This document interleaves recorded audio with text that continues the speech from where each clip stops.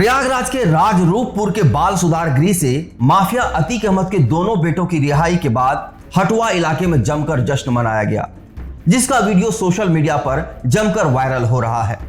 इसके साथ ही लोगों की तरह तरह की प्रतिक्रियाएं भी आ रही हैं। कोई लिख रहा है कि शेर इज बैक, तो कोई लिख रहा है शेर हिंद वापस आ गया, तो कोई हिंदी गाना सुल्तान पर रील्स बना रहा है। हटवा गांव की सड़कों पर दोनों भाइयों के छूटने पर पटाखे तक छोड़े गए। दोनों भाइयों के हटवा गांव पहुंचते ही लोगों का हिजूम इकट्ठा हो गया। सड़क पर लंबा काफिला बन गया। वहीं काफिले में पुलिस की जीप भी नजर आ रही थी। दोनों भाइयों की रिहाई के बाद काफिला ठीक वैसा निकला जैसा अतीक अहमद के आने के बाद निकलता था। यह वीडियो तेजी से सोशल मीडिया पर वायरल हो रहा है। काफिले में दो पहिया वाहन भी काफी संख्या में दिख रहे हैं। वीडियो को देख लोग तरह तरह की चर्चा कर रहे हैं, लेकिन इससे पहले जो हुआ उसे सुनकर किसी को भी अच्छा नहीं लगेगा। जिस अतीक अहमद के नाम से कभी तूती बोलती थी, अब उसकी हत्या के बाद उसी के गढ़ में उसी के बेटों को लोग अपने घरों में रखना नहीं चाहते हैं। अतीक की बहन के मकान मालिक ने अतीक के दोनों बेटों को अपने घर पर रखने से इनकार कर दिया।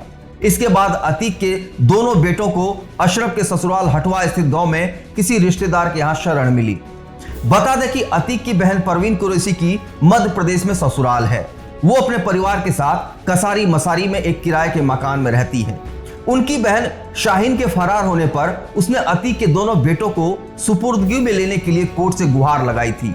राजरूपपुर स्थित बाल गृह में रह रहे अतीक के चौथे और पांचवें नंबर के बेटों को सुपुर्द करना था।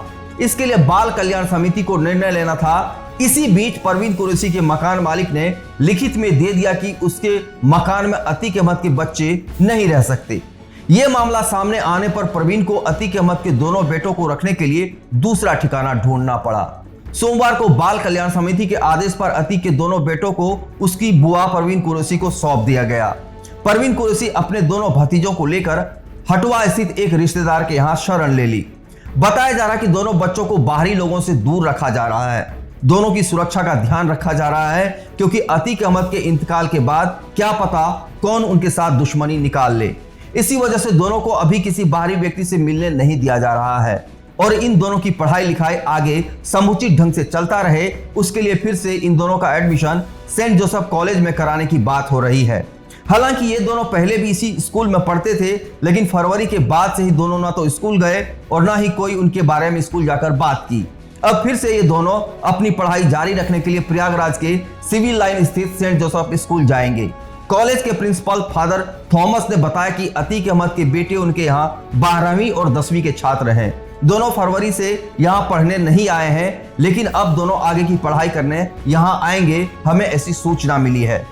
वैसे तो अतीक का पूरा परिवार अभी नामजद अभियुक्त है। अतीक अहमद की हत्या हो गई। अतीक अहमद की पत्नी शाइस्ता परवीन फरार है। 2 बेटे जेल में हैं, 1 बेटे का एनकाउंटर हो गया। कुल मिलाकर पूरा परिवार ही अंधेरे में है।